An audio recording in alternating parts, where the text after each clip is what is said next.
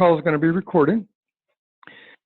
So I want to talk for a minute about who your prospect is, because a lot of times I see advisors thinking that the prospect is their brand. And I see this on their website and on their business card and as they describe themselves. And what I would tell you is this is not your brand. This is your audience.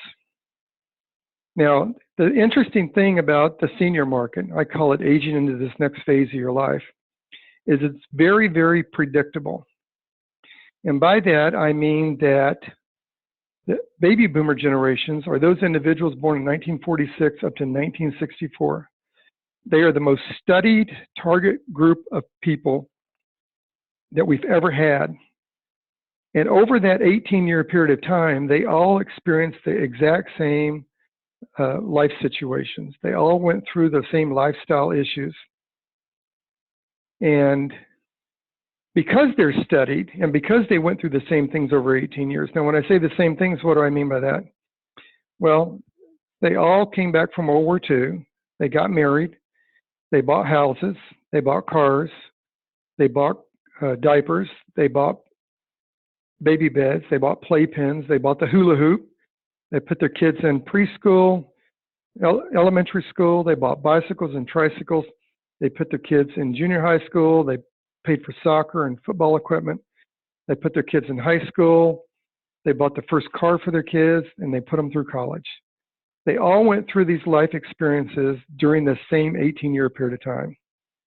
And because they went through those experiences at the same time, we often forget that as they age into this next phase of their life, and they enter retirement in this baby boomer senior generation, they will also all go through the exact same issues.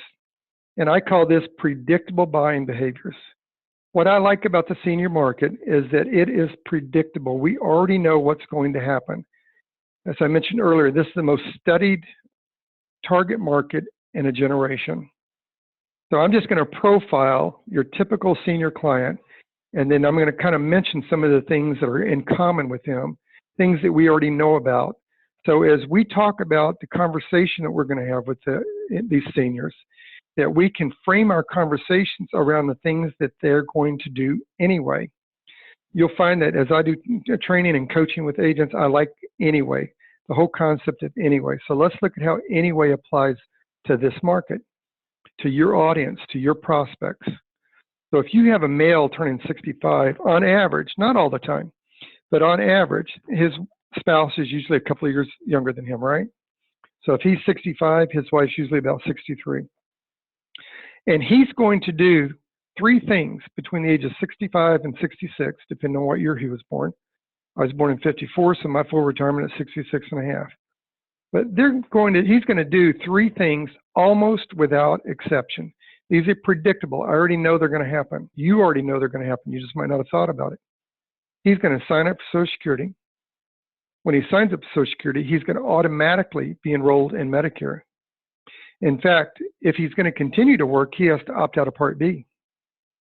And 80% are going to get some kind of supplement. Now, most of the techniques and concepts that I teach are predicated on what 80% of the prospects will do. I had a sales manager years ago with a combined insurance company. He taught me this principle. You want to learn a presentation the way 80% of your prospects buy from you, not the way 20% buy from you. And the lesson I learned is I like to use a sales presentation the way people buy, not the sales presentation I want to use. Often agents are looking for pleasing activities when they need to be looking for pleasing results. So this is a predictable behavior. When he turns 65 or 66, he's going to sign up for Social Security. He's going to automatically be enrolled in Medicare. And 80% are going to get some kind of supplement, whether it's Medicare supplement, Med Advantage, whatever. So we already know this is going to happen. This isn't anything new. In fact, a lot of times the only person this is new to is the insurance agent. Now let's see if we can dig a little deeper in what we already know about this prospect, your audience, your target market. We already know what they're going to buy, a Med Sup or a Med Advantage. We know when they're going to buy it. When they sign up for Social Security, they're automatically enrolled in Medicare. Do we know anything else? Well, we know how much they're going to pay for it, right? Every product's filed in every state. You already know what the price is. Do we know how they're going to pay for it? Do we know where they're going to get the money from? I would submit for your consideration that we do, absolutely. If a male's turning 65 or 66, him and his wife have been paying for health insurance for 30 years or more. Even if they have group coverage, they're paying for dependent coverage. So they already have premium dollars allocated in their monthly disposable income going for this product. So what do we know? We know what they're going to do. They're going to sign up for Social Security. We know when they're going to do it as they reach retirement age. We know what's going to happen. They're going to automatically be enrolled in Medicare. We know what they're going to buy when they're automatically enrolled in Medicare. We know 80% are going to buy some kind of supplement, whether it's Medicare supplement or Med Advantage. We know how much the product's going to cost, and we know where they're going to get the money to pay for it. What other market do you have where we already know that much about the prospect? And the other things that are going to happen to them are predictable. You know, if you listen into my 4 things seniors are concerned about, part of what I teach in the sales script are the questions that tell me the things that I already know about the prospect and allow them to help build their own solution. So we know as seniors age, they're going to get less healthy, not more healthy, right? And we know as they get less healthy that their medical expenses become more expensive, not less expensive. So we already know the things that are going to happen to them as they age and they move on to the final stages of their life. So it's important to understand that this is not your brand, it's your audience. And we have to learn how to talk about our audience. So the question that I have to ask here is, what would your client like to have? When you're having this conversation with them, what is it that they're looking for? What is it that you're uncovering for them? Well, they're looking for a security of principal. They're looking for tax deferred. Nobody wants to pay taxes. They want to put paying it off as long as possible. And they're looking for liquidity. They want to have access to their money. Remember, as people age, they get less healthy, not more healthy. And as they get less healthy, their medical expenses become more expensive, not less expensive. And at some point during this next 18-year period of the time, with 80% of them, one of the spouses is going to pass away. I mean, that's predictable. So the surviving spouse is going to be looking for some liquidity. So when we say liquidity, let's talk about how their principal is protected and what their thoughts are about their principal. One of the things they're looking for is a guaranteed interest rate. They're looking to have an income that they can count on. So we already know what their income is going to be. We know they're going to get Social Security. A good majority of the people are going to have some type of retirement income. And the rest of the income is going to come from some type of investments. So they want to have access to those funds. And most of them, not all of them, but most of them need the flexibility of pivoting and making changes as their life situations change. Between 65 and 70, they're first retiring. They're maybe paying off some bills or doing a little traveling. But as they are getting into their retirement, their spending habits change because their expenses change. Their income goes down and their expenses actually go up. And as they move on in life, they become a little bit less healthy, which restricts their activity and causes more expenses. So one of the things that they want to know is, what is the cost of getting their money? Well, what do I mean by the cost of getting their money? Well, let's say they have their money in a CD account, a one-year CD account. If they want to take that money out, in most accounts, not all, but in most accounts, if they need to access that money for some kind of emergency or something, they're going to pay a penalty. And it's usually, if you look at a CD agreement, it's usually a 6-month interest penalty. So until they actually have that emergency and have to access the money, they don't really know what the cost of getting that money is going to be, because they don't know how much interest they've earned on that money. The vehicle we're going to talk about today is annuities. But sometimes I find that agents have a little misunderstanding of exactly what annuity is. So let's kind of review that. An annuity is the principal used in the annuity is a scientific liquidation of capital. That's the purpose of an annuity. Contrary to what you hear on TV from Fisher Advertising and some of these other places, an annuity is not an investment unless they're putting money on a variable annuity. An annuity is a fixed product. So what happens? They put a sum into the annuity with the carrier. They deposit that, and then it sits there and is allowed to accumulate. They do that so that at the end of the annuity period of time, they can get a series of payments over a period of time, or for their lifetime, or a combination of the two. My stepfather passed away in 2002. My mother got $110,000 from a life insurance policy. We put that into a Allianz MasterDex 10-year annuity. It carried a 10% bonus. So she got 10% of the $110,000 she put in there as a bonus. And then in the second year of it, we annuitized it and gave her an income. And the reason we did that is when my stepfather passed away, the next month she lost his Social Security check. Now, what happens is that you can take, she lost her Social Security check. What happens is when one spouse dies, they have a choice. They can either take the higher Social Security check. So if the husband dies, the wife can either take the husband's Social Security check or keep hers, which is usually less, sometimes half of what he's getting. So in most cases, she's going to take his. That's what my mother did. So what happens is she lost her Social Security income. In other words, she lost about $900 a month or $10,800 a year the first year that my stepfather passed away. So when we annuitized that annuity the second year, she got $843 a month. We did a 10-year certain in life thereafter. That means that she got that income guaranteed for 10 years, or if she lived past 10 years, for the rest of her life. And she got $843 a month. Every month, she lived with us until she passed away in 2012. We had to move her down here. She had vascular dementia. My wife and I took care of her. Actually, my wife did most of the time, but my wife and I took care of her. And when she passed away, it was 9 years after we annuitized the annuity. And the family, I was one of the executors of the first estate, we continued to receive an income from that for another year. So we didn't have to take money from the assets that would be distributed. We could use that money to settle her estate. So that's what's great about an annuity and being able to have a combination of the way it's paid out. There's one other thing about it. Annuity payouts are based on the mortality table of the individual, an expected return on that deposit, and the law of large numbers. So once we understand how an annuity works, we can then apply it to the way seniors receive their income. So let's talk a little bit about that. Keep in mind that life insurance is designed to protect against dying too soon, and annuities are designed to protect against dying too long. So let's talk about what tax deferral is.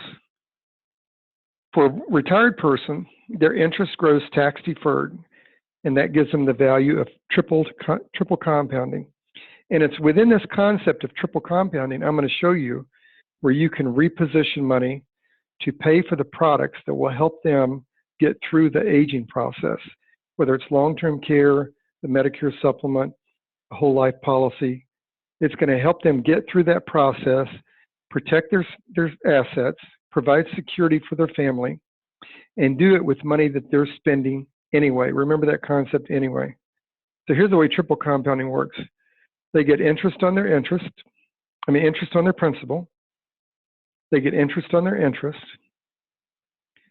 And here's where your opportunity provides itself. They get interest on the tax savings that you're going to help them accumulate. In other words, money that they would normally have paid to the IRS, money that they're already paying to the IRS, money they're paying anyway on taxes. Then you're going to be able to show them how to reposition that money to pay for products that will make this aging process more comfortable for them and give them more security. I've written about this in an article on the whole life. It's a wealth transfer tool. Equitrust provides it to all of their advisors exclusively. So let's talk about liquidity, because as people age, they get less healthy, and as they get less healthy, their medical expenses become more.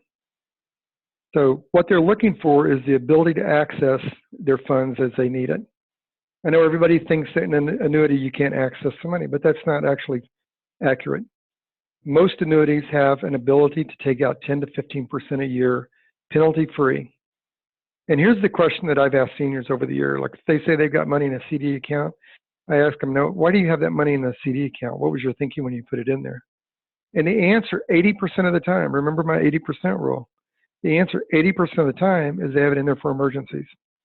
The next question I ask them is, when is the last time you accessed that money as a result of an emergency? And I will tell you, 70% of the people will say, I haven't, or never.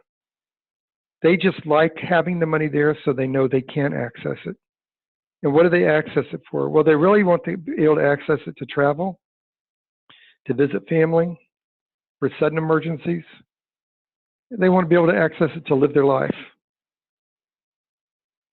So let's kind of look at what the real rate of return is. We won't take annuities out of the concept, and let's just talk about the real rate of return. Because a lot of the seniors you talk to are going to tell you that they've got their money in the market.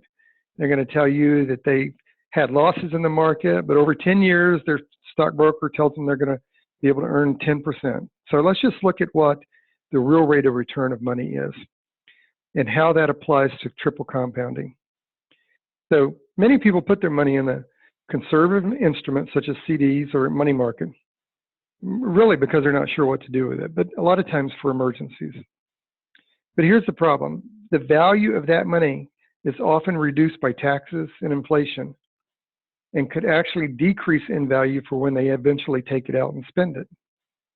You can address some of those issues, but you can only address it by understanding how the real rate of return works.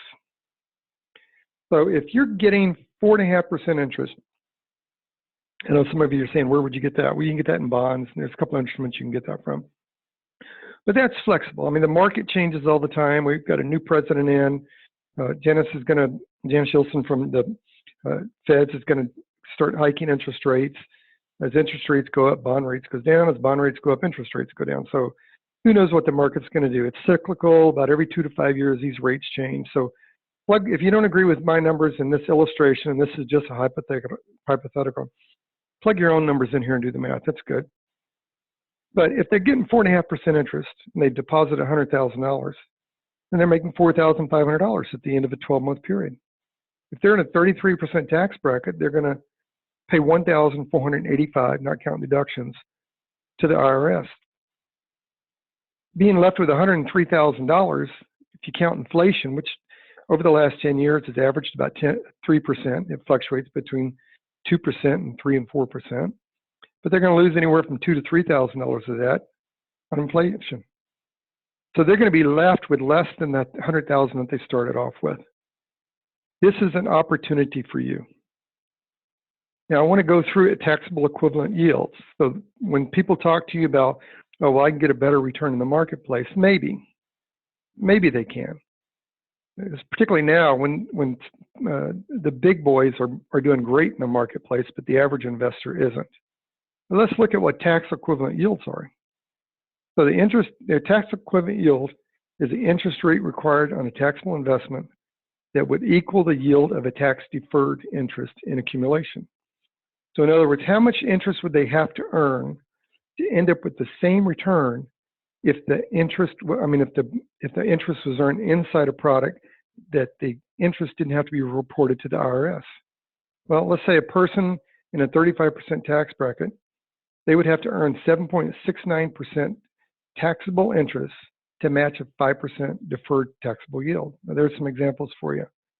So if you think the interest rates are high there, drop a point at 4.5. And if you go to 5.5, you see there's like a 1% difference. So just drop everything 1%. Regardless of what interest rate you identify with, it doesn't change the fact that they have to get a higher interest rate to end up with the same amount of income. And so what I would encourage you to do is learn how tax-deferred interest and tax-equivalent yields affect the way prospects earn money with their money. So when we're having this conversation, and that's what a lot of people ask me, well, how do you get in this conversation with people? Well, what I would tell you is the conversation I would have with people is to talk about their risk tolerance. So why do people put money into a CD? What are they looking for when they put money in the CD? I think a lot of people are looking for safety. They're looking for safety because they're going to get a set amount of interest, whether it's 1, 2, could be 3, 4% over the years. Just depends on what it is. For a 1-year CD, that CD is going to roll over automatically to another CD each year unless they do something different. But they put the money in the CD because they want safety. They know that they're getting a set rate of return and they're comfortable with that. Now, there's another group of people that will put money in the stock market. And what are they looking for in the stock market? Well, they put the money in the market because they're hoping to get the upside market potential. But what do they want to, what did they want also? Like the CD people, they wanted a fixed rate of return. People in the stock market, they want to protect against 100% loss. So giving this variety of risk tolerance, how can you, when you're working with your clients, how can you help address these things that matter to the prospect? Well, the first one is you can address the upside market potential. And we're going to talk about how to do that in a second. And you can help people with safety because you can prevent them losing any of their principal. And that's going to result in them feeling safe with the way they're putting their money in. And I'm going to show you some questions that will identify this as we get to the end. Now, we're doing this with annuity, not variable annuities. We're doing it with deferred or immediate annuities. I wrote a blog about this with Producers Web because this is part of an estate plan. This is part of the conversation we need to have with prospects in order to help them make a decision that fully addresses this new phase of their life. So let's talk for a minute about the taxing of Social Security. 42% of people are unaware that Social Security benefits can be taxed. Now that's according to the Government Accountability Office. And that's a stunning number of people are in this country that have no idea. You know, our peer group is usually about 5 years within our age. So, you know, if you're 62, you already know somebody who's 67. If you're 65, you already know somebody who's 70. They've already had that conversation of applying for Social Security, automatically being enrolled in Medicare, getting some kind of supplement. They've already had the experience where their Social Security became taxed. But 42% of the people, they don't know this is coming. And this is a conversation that you should have. Imagine you're sitting down with your prospect and you ask them if they've talked to anybody who had to pay taxes on their Social Security, and the shock on their face that they didn't know that was going to happen. This is something that you should bring up with them. So let's look at how Social Security came into being and how this tax actually occurs. You know, Social Security was a law that was passed by President Roosevelt in 1935. At the time, it was one of the most significant legislations of our day. 5 years later, the first Social Security benefit started being paid out. In fact, it was paid out to Ida Mae Fuller of Battle Road, Vermont. So think about that. She only paid into the system for 5 years, and she got a lifetime income out of that. Now, here's the other thing I want to tell you about it. Social Security is not an entitlement. It's an insurance program. Individuals agreed when that law was passed that they would pay into Social Security as insurance so that they had an income in their retirement years. And the government, as part of that reciprocal relationship, promised that that income, that Social Security would not be subject to tax. Now, do you think the government kept that promise? If you said no, you're right. So the law did change. In fact, it changed in 1993. And individual Social Security could start being taxed up to 50%. That means up to half of their Social Security could start being taxed. And the reason for that is because the government was dipping into the trust fund that held the Social Security to pay for other entitlement programs and to pay for the deficit. Now, they thought this would be a fix for it. But, of course, it wasn't a fix for it because just 10 years later, President Clinton signed a law that increased the potential of getting taxed to 85%. That means some individuals have their Social Security tax up to 85%. Now, is that anything that you could help them with? Is that something that you think would be a conversation they'd want to have with you? Let's talk about what causes Social Security to be taxed. I'm sure a lot of you are asking that question. Well, Social Security is taxation. It's based on the amount of income that is received in a 12-month calendar year. and it's called provisional income. That's your adjusted gross income plus any tax-exempt income, including municipal bonds, which is often what people have their money in, and 50% of your Social Security benefits, plus other certain adjustments. So let's look at how that works. We'll look at provisional income for a single person.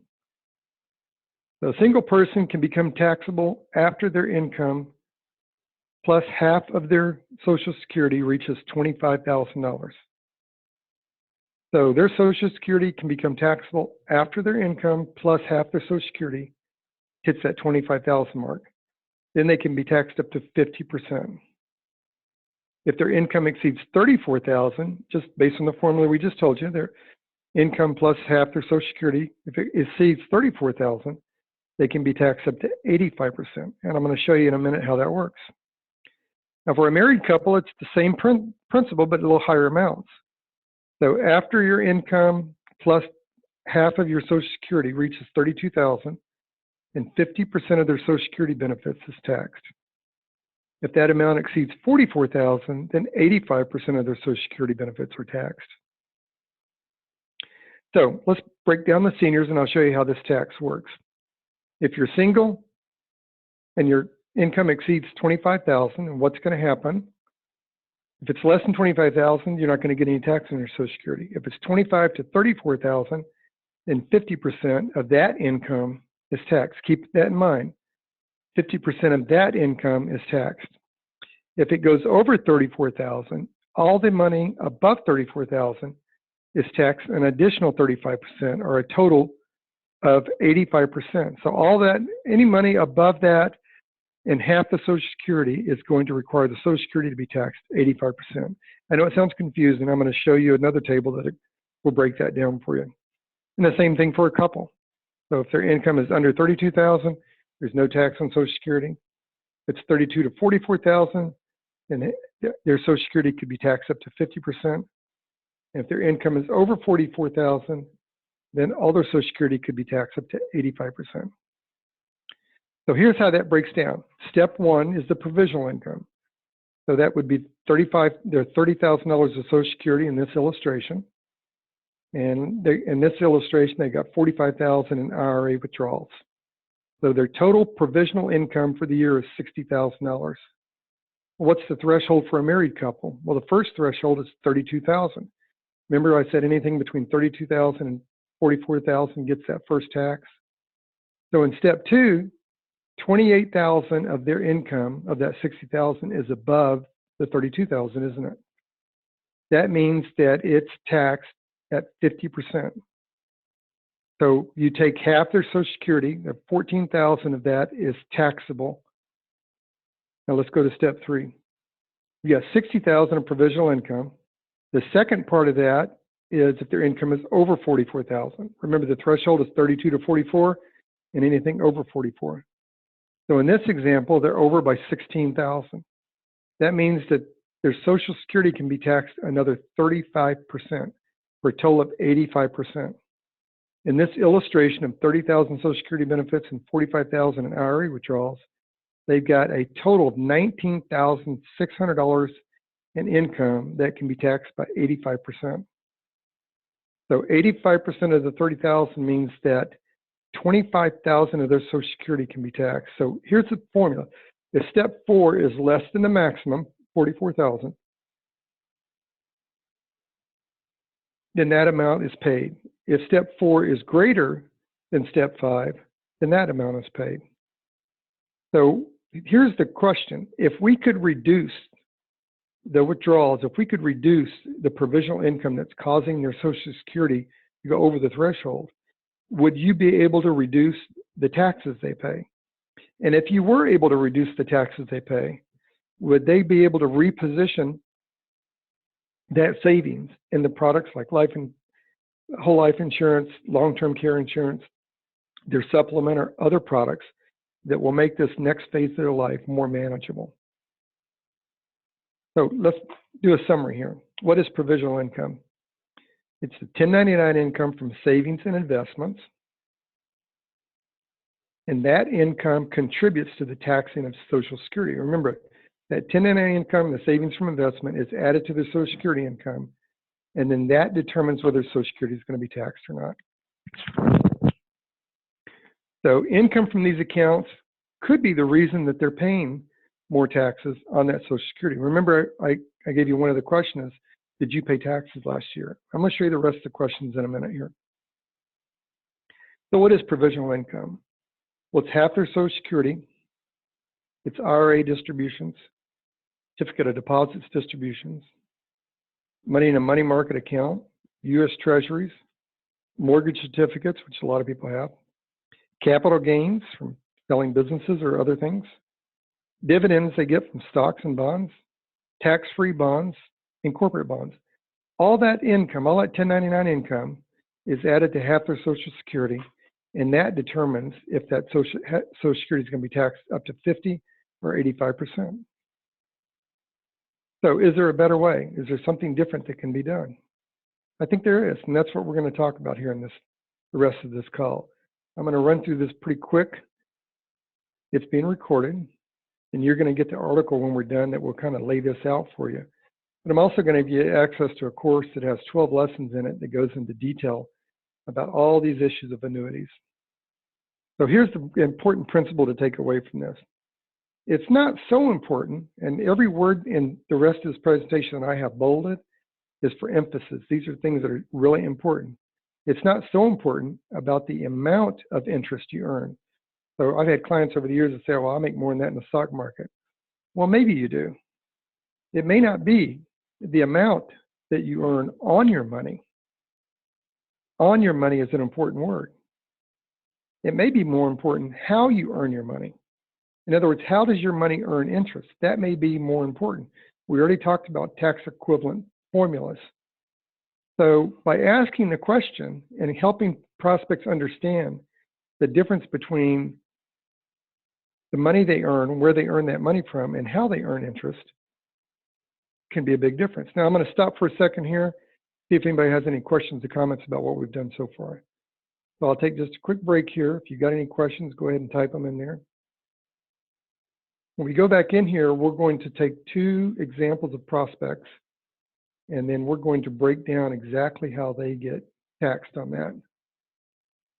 So I've got is this all in your book? No, this is not in the book. The book is sales processes. In other words, how to prospect, how to make presentations, how to close. But this is, all this is in the course that I'm going to make available to you at the end of this. So Paul, thanks for asking that question. All this will be in the course that I make available to you at the end of this. So I see some more questions. Let's go ahead and go through this. So I said there may be a better way. And let's talk about how we can put you in the position of being that subject matter expert. So imagine you're sitting at the kitchen table, you're talking to your prospect, and you're going to ask questions. Remember, questions gather information and objections disclose information. So you're going to ask the questions that I show you at the end of this. It's going to help you gather information. One of the questions that you want to ask is the interest on your certificates of deposits, money market accounts, or other plans, is that what's affecting the taxation of your Social Security? So if I ask the prospect, did you pay taxes last year? Did you pay taxes on your Social Security? If the answer is yes, my next question is the interest on your certificates of deposits, money market accounts, or other assets, is that what affected the taxation of your Social Security? A lot of times they don't even realize that.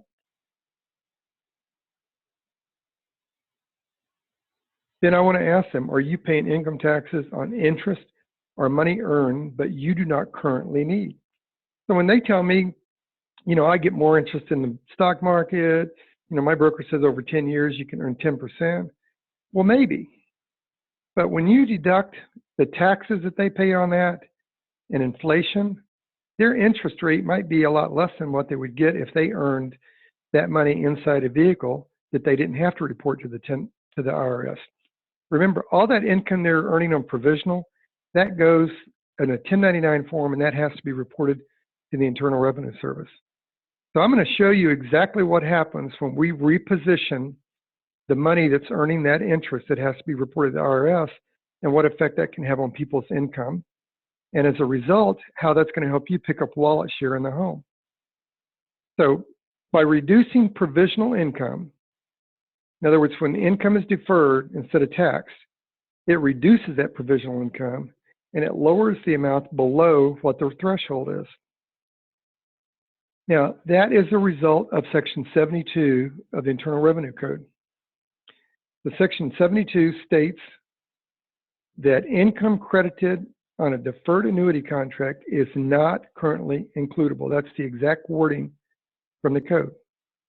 So the Revenue Code allows that income credited on a deferred annuity contract is not currently includable. That means all the interest income they earn inside an annuity product does not have to be reported to the IRS.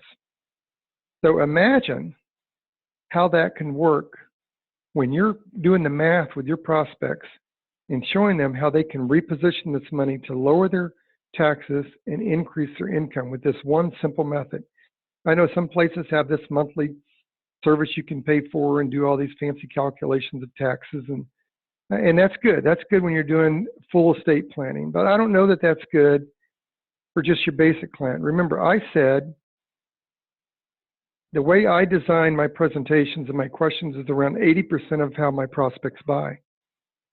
So if I get a real estate planning thing, I'm not going to pay the $2,000 some of these places charge you to get access to their Social Security planning tips, because what I'm teaching you today will work with 80% of your prospects. Remember, based on Section 72, income credited inside an annuity will not create a tax on Social Security. Now, let's crystallize that. Let's look at two examples and find out exactly how that would work for your prospects. Oops. Sorry, I clicked outside of the presentation. There we go. So, Section 72 means that interest is credited inside the annuity and is not reported to the IRS. So here's what I'm going to tell you. You've got to have a good prospecting tool to get in front of these prospects.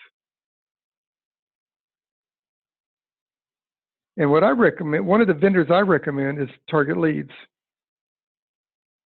Target Leads, oops, sorry, I did it again, didn't I? There, so Target Leads, I've used them for years. Richard Buffkin's a good friend of mine. Yeah, I know. I'm sorry. I dropped the presentation on my desktop. It's back up there, guys. Type in there and let me know that you can see it now. Can you see it now? You can see my face, but you don't see that. All right, hang on a second. Hang on a second. I'll fix it. Sorry, guys.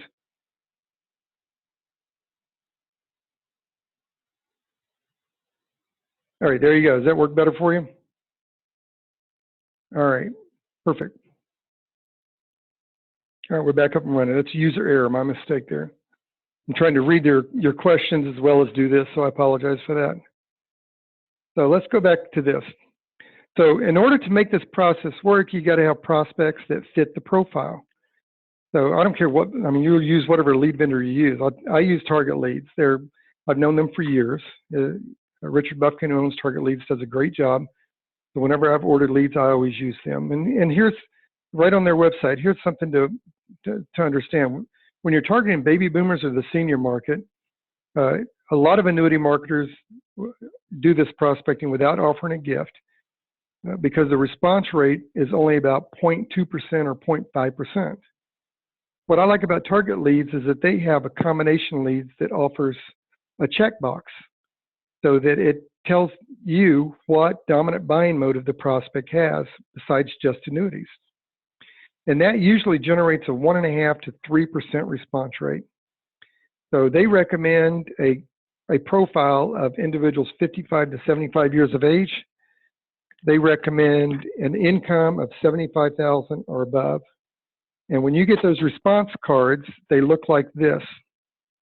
So the benefits of it, the benefits of the combination is that it allows you to customize your message to the preferred products that you're helping prospects with. It helps you mix and match the prospects.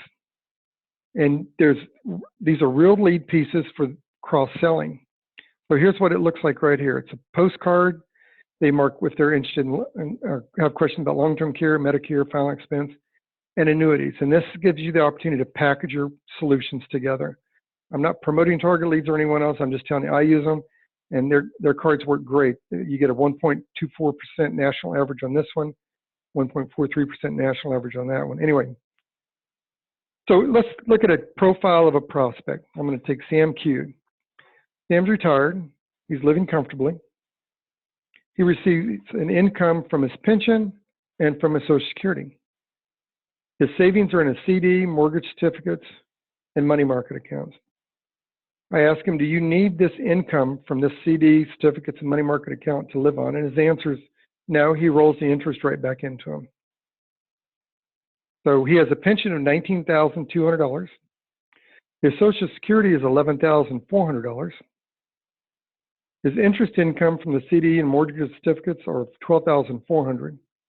And his money market is producing $4,400 for him. So his total income is $47,400. Now, keep in mind the thresholds that we talked about, and I'm going to show you that in a second. Based on this example, his estimated income, and I'm just doing 15% on this, his estimated income tax is going to be about $6,800.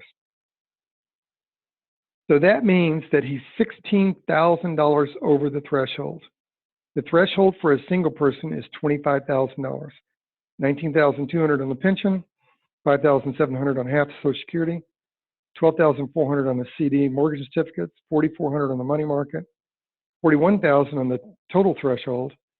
His threshold income is $25,000. That means that he's over it by $16,800. That is what triggered the tax on his Social Security. And here's how that tax worked. The Social Security is $11,400. The part of that that's subject to tax, remember we said 85%, is $9,600. That means he's going to pay $2,600 in taxes on his Social Security income. So imagine you're going through the math with your prospect, and on his tax return, he shows you, or he tells you that he's got this provisional income. And imagine you're able to show him with a legal pad how he can reposition that asset into a product that does not require the interest to be reported to the IRS and will reduce the taxes on his Social Security by $2,600. Could he use that to pay an annual premium on a long-term care policy, to pay his monthly premium on his med sub? Could he use that to pay a premium on a whole life policy? Let's look what happens with and without an annuity for this single client. The total threshold income was $41,700, whether he's got an annuity or not, right? Remember the word anyway. This is going to happen anyway. Whether you talk to him or help him with this, he's going to go through this anyway. With an annuity, he can defer $16,800 of this income because that $16,800 does not have to get reported to the IRS. Remember your question was, do you need this money to live on? He says, no, I don't need it to live on. It's a perfect example of how you do this. And look what we did. Without the annuity, his income is $41,700, right? With the annuity, his threshold income has now dropped to $24,900. He's not living on any different income. Remember, he had to pay taxes on the $16,800. His threshold income is $25,000, and you took him below that. He already told you he doesn't need that money to live on. So we're below the threshold. His Social Security tax with an annuity is now $0. Without an annuity, it's over $9,600. The tax on his Social Security is $0. The tax without the annuity is $2,600. So you've taken him from a total tax of $6,828 down to $1,500. Do you think that that's money he'd like to have back in his pocket? Can you see yourself repositioning any of that money to help pay for his lifestyle and health issues that he's going to have as he gets older? It's a perfect opportunity to do that for him. So keep in mind that annuity is the only product that does not create a tax on Social Security. Certificates of deposits create a tax on Social Security. Money market accounts create a tax on Social Security. Bonds do that.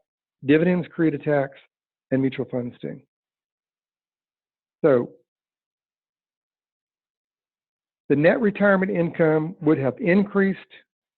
The question is, why pay taxes on Social Security if you don't have to? So with an annuity, we're at $30,600 without the annuity, $30,600. He saved $1,598 on taxes. I mean, sorry, his tax is now only $1,598 instead of $6,800. His income is now $29,000 instead of $23,000. You increased his income 18% with this simple formula. You can take that money and buy long-term care. American Association of Long-Term Care, Jesse Sloan, he's a mentor with Insurance WebEx. He does a great job. If you haven't done long-term care before, that's a great resource. I wrote a blog with Producers Web last year on how to consider long-term care. Anyway, here's the different amounts. So the summary of tax savings is huge for these prospects. And you have the opportunity to help them address these issues. Yeah, you're right, Michelle, life insurance doesn't either. That's true. But it's the beneficiary. This individual's alive. So the beneficiary doesn't pay taxes on it, but this individual is living. That's the difference. But you're right about that. So let's go to a married couple. Gary and Lisa are retired and travel quite a bit. Gary and Lisa have a pension and a distribution from an IRA. I see a couple more questions up here. I'm going to get to those in a minute. They also receive 1099 income and Social Security. Their answer to my question, do you need this money to live on, is the same. They don't need that money to live on. They reinvest it right back in there. So we're talking about a total income of $59,450 for them. Their 1099 income is $20,000. That's the income that has to be reported to the IRS. Their pension and IRA distribution is $24,000, and their Social Security is $15,000. Now let's look at how can we help them. What can we do with that $59,000 income? So let's look at that tax on Social Security. You take their Social Security, because they're over the threshold, 85% of that is subject to tax, which is $12,750. That means they're going to pay $1,913 in taxes. The tax on their remaining income is $3,073. That means that their potential tax liability, if they don't do anything, remember the word anything, if they don't do anything, their tax liability on their Social Security and on their other income, their provisional income, is still going to be $4,900. By simply repositioning the money that they're receiving from the $20,000 they're receiving from deferred interest and putting that principal inside an annuity, we take their threshold income from $59,000 to $39,000. The limit's $44,000. What we did is we took them below that amount. They have the same principal. We haven't touched the principal. Their income is now being earned inside the annuity, so they don't have to report it to the IRS, so they're not having to pay taxes on it. They get interest on their principal. They're now getting interest on their interest, and they'll get interest on the money that they were paying in taxes. So you've taken them from a $3,073 tax bill down to a $555 tax bill. You've done a great service for them, and they're going to be able to reposition this money into other products with you. So here's the breakdown of it. The 1099 asset created this tax problem for them. You're going to reposition that principal so that they now get this interest that they're earning inside the annuity. You increase their income. You increased it from the $39,000 from what they paid after the $59,000, which is $12,000 plus $3,000, and they're not going to pay the taxes of $4,986. So by repositioning this 1099 asset into a deferred annuity, the tax of $1,913 on Social Security was totally eliminated. And therein lies your opportunity to help them with the issues that they're going to face as they age anyway. Now, I want to point out to you that this is going to happen to your prospects anyway, whether you do anything or not. It's going to happen anyway. So there's another question that came in. I'll answer that in a minute. So keep in mind that there may be a better way. Gary and Lisa did not withdraw the $20,000 in taxable income that they had. They simply rolled that back into their assets and got a 1099. They were forced into taking money from their monthly retirement. So whatever their disposable monthly income is, or their savings account, or their retirement income, they were forced to take that money out and pay that tax. And here's what you're going to be able to do for them. Their income went from, without a deferred annuity, went from $34,469. With a deferred annuity, their income went to $38,895. You increased their income $4,000. So this is covered in an article I wrote on the tax changes that can spark a child conversation. So, a client conversation. So there's a lot of resources out to figure out how to do this. Now, I want to point out to you again that the interest earned within a deferred annuity and not withdrawn may stop or reduce the income tax on their Social Security and could increase their net retirement income. You can take them from a net retirement income of $34,000 to $38,000, and that frees up money for them to take care of their other issues. Remember, as people age, do they get more healthy or less healthy? If the answer is less healthy, then as they get less healthy, do their expenses become more expensive or less expensive? What's another predictable behavior?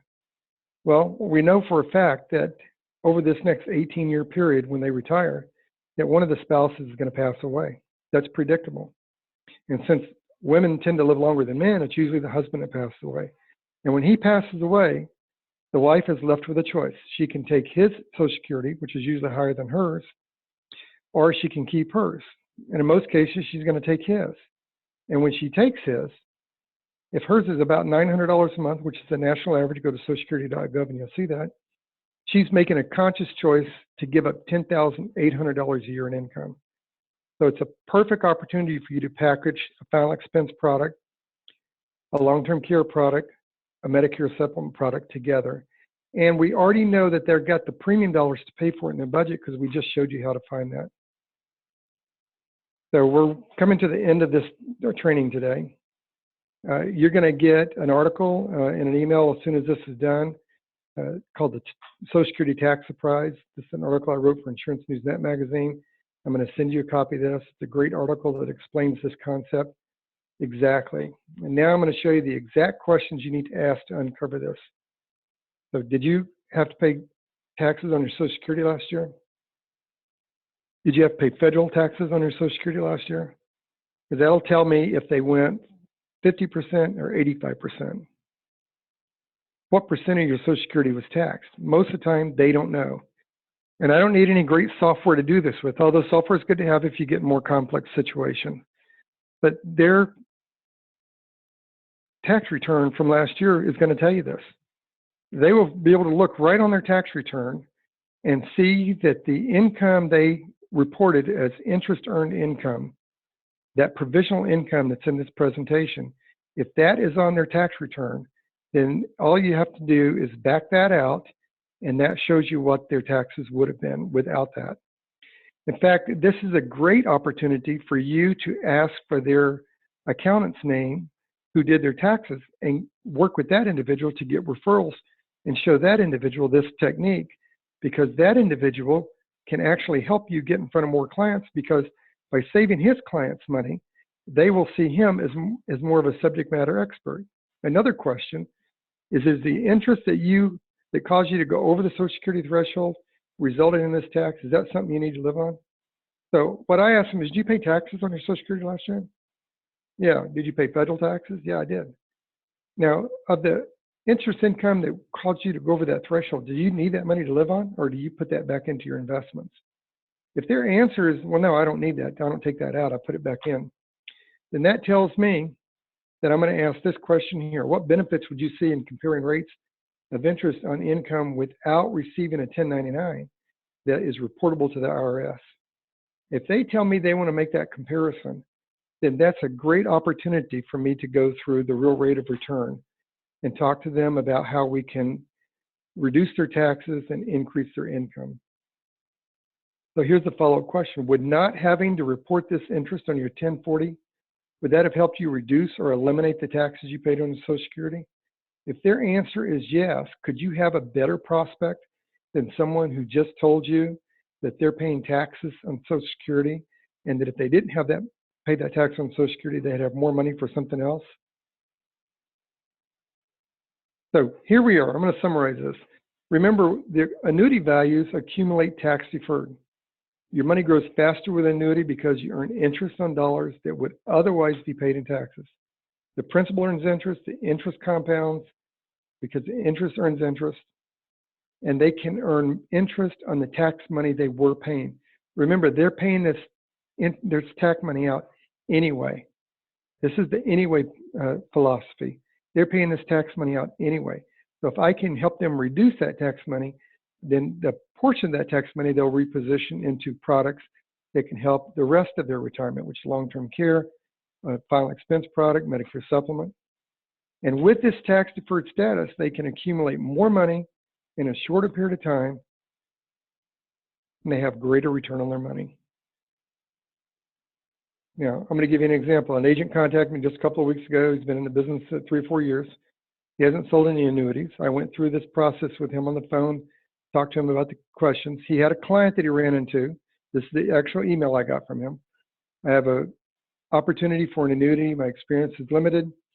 I've only closed one so far. We're looking at $102,000. She also has a thrift account through the post office for $237,000, which she really doesn't want to touch.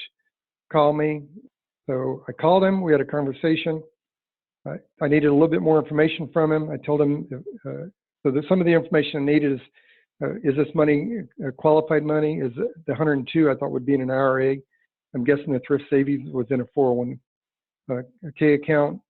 I had to ask a few questions. Some of the information I like to know is check out the longevity in the family. Did the grandparents live to a ripe old age? Did her mother's parents live to an old age? The dad's parents lived to an old age? How old did the parents live? That gives you kind of a sense of what the family history is. And then what are they looking to do? You know, a lot of times seniors are looking at money based on, you know, their old saying is where you stand on a subject depends on where you sit. So they look at the money from where they're sitting today, not from what happens when they're 75 years old, they're less healthy, they can't get around as well, maybe one of the spouses has died. How they want to access their money, how they want to use their money may be different from that point of view than today. So I like to walk them through this aging process and get their view of how they would want money to be used in later life as well as how it is now, because that affects the decisions we make today so that that money is available for him. So he did. He followed back up. He said attach the 2 accounts. One is Fidelity, that's an IRA, and the other was the thrift account, which was a 401k, which is what I thought it was. So I sent him the article, the same one you guys are going to get today. We talked. We kind of walked through the process with him. I walked him through the process and how to ask the questions. Then he emails me back and he said, decide on a 5 and 7 year annuity options. He wanted to write her on Wednesday. He wasn't sure what carrier to do it with. I referred him to somebody that could get him set up with a carrier. And then I followed up with him, and lo and behold, he sold it using the article that you guys are going to get today.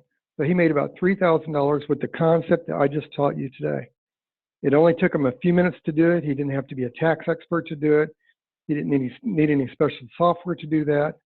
He had everything he needed, and I only had a 5 or 10 minute conversation with him. And he learned everything else just by what you learned today.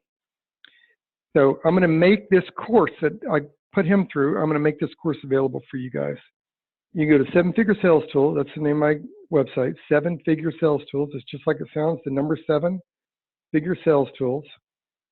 Now, in there, I have a lot of memberships. Don't pay any attention to this. I've got monthly memberships for different categories. I market this in other areas. Don't pay any attention to that. I'm going to provide a course for you that's annuity training, just strictly annuity training. Going to go through basic annuities, RE rules, all of these kind of things. There's 12 lessons in here. And what you're going to find in these 12 lessons are recorded presentations, videos, PowerPoints, downloads that you can get. For example, if you click on lesson 1, you'll see over here on right under downloads, there's going to be topics that you can actually download and have it. There's videos in here. This is a recorded this is a PowerPoint that has a video on top of it. Now, I do a lot of training with Lorman Education Centers. I work with carriers and broker-dealers, but I do a lot of training with Lorman Education Centers. So is this training worth the money? So I'm going to show you what normally people pay for this training, and then I'm going to show you what you're going to pay for it and see what a great deal it is. So with Lorman, if you go through one of my courses, I've got one coming up called Perfecting Your Inside Sales Voice, and this is what I do for call centers. They sell this 1-hour webinar like you are on today for free. They sell this for $99.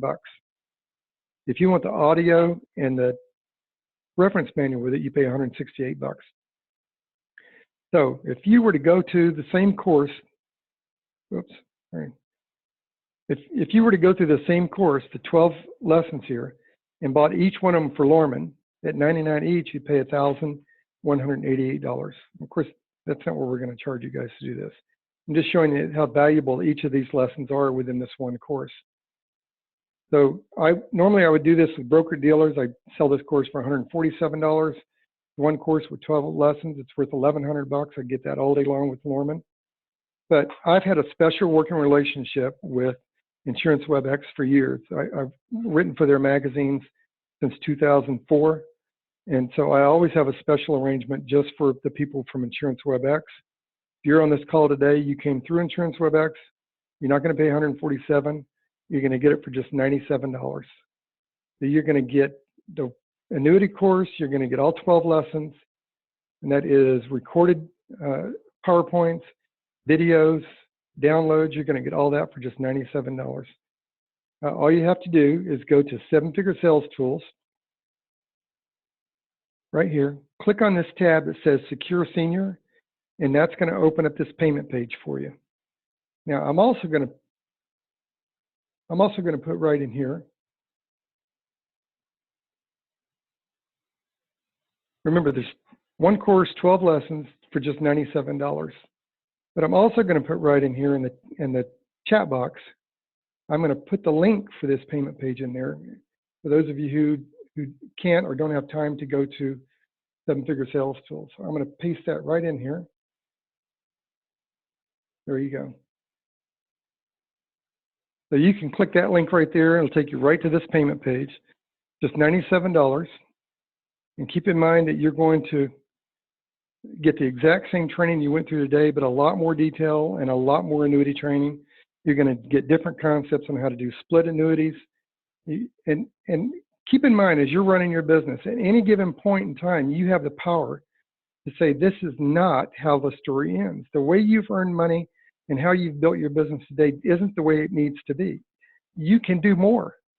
You can go to 7-Figure Sales Tools and get this annuity course, and you can earn the same kind of income that Eric earned, with just the one idea that we talked about today. I also want to make available to you the opportunity to ask any questions you want to have. So I've got the chat box up right now. I'm going to leave this up here for a few minutes. This is my contact information. If you guys have case-specific questions you want to talk about, you're welcome to call me or email me. Don't forget, go to 7-Figure Sales Tools, click on the link that says Secure Senior, or click on the link that's in the chat box. Now, what I will do is I'll take any questions you have for a few minutes. So if you have any questions that you want to ask me in there, go ahead and put it in there. I'm also going to look at the questions and answers that have come in and see if I can answer any of those. All right. Where are you getting the calculations? I'm not using any software. As I said, if I'm doing estate planning and I have both individuals and the situation is a little more complicated, I would use some software for it. But for your basic client that you're going to run into, you don't need any software for this. Just if they paid taxes on Social Security last year, then they've got that right there on their tax form, and they'll be glad to share that with you. You say, can I show a list of questions again? Yeah, let me go back to those questions. I absolutely will. So I'm going to go back to these questions.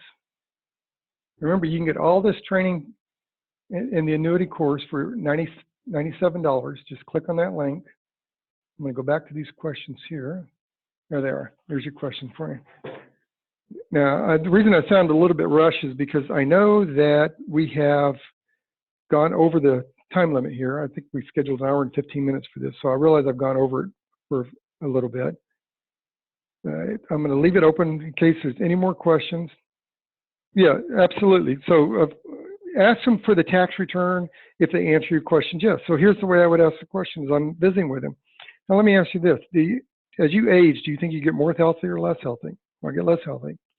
As you get less healthy, do you think your medical expenses become more expensive or less expensive?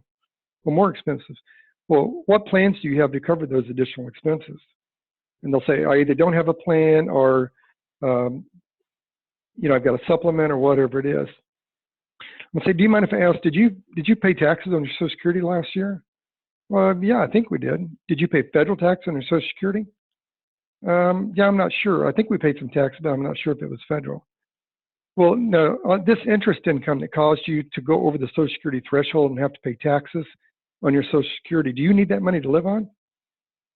If their answer is no, then I'm going to say, why don't you get your tax return out? Let's look at what interest income caused you to go over the Social Security threshold, and we'll see if there's a way to reduce that so that you can earn that income without having to report it to the IRS.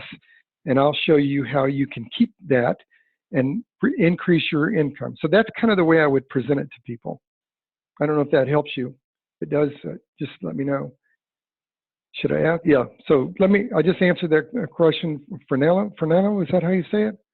So just, if that helps you, just go ahead and type in there. Okay, good. All right, any other questions we have on here? All right, so keep in mind, the principle is really simple. As their money grows with the annuity, they earn interest on the principal. So if I've got $100,000 in a money market account, CD, stocks and bonds, and I reposition that into a 5-year deferred annuity, with that money in the stock market, I'm going to pay interest on any money that I earn. It's 1099. So that's why it doesn't matter what these stockbrokers tell you that, oh, you can get 10%, over the average. The question I ask, one of my favorite questions, in fact, I don't have it in here. One of my favorite questions is, of the money you have left, how much do you not want to risk anymore? That's one of my favorite questions. Yeah, I do have it on there. Of the money you have left, how much do you not want to risk anymore? Because I get people say, oh, I get better return out in the stock market. Listen, I'm not trying to get in a competition with their stockbroker. I'm not trying to compete with their stockbroker or have them pick me over their stockbroker.